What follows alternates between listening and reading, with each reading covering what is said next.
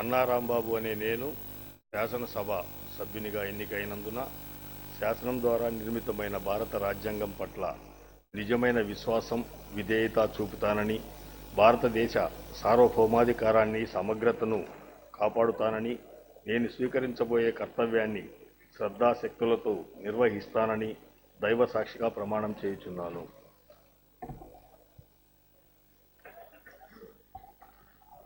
ఆంధ్రప్రదేశ్ శాసనసభ సభ్యుడినైన అన్నా రాంబాబు అనే నేను సభ నియమాలకు కట్టుబడి ఉంటానని, వాటిని అనుసరిస్తానని, సభ మర్యాదలను పాటిస్తానని, సంప్రదాయాలను గౌరవిస్తానని దైవ సాక్షిగా ప్రమాణం చేయిస్తున్నాను.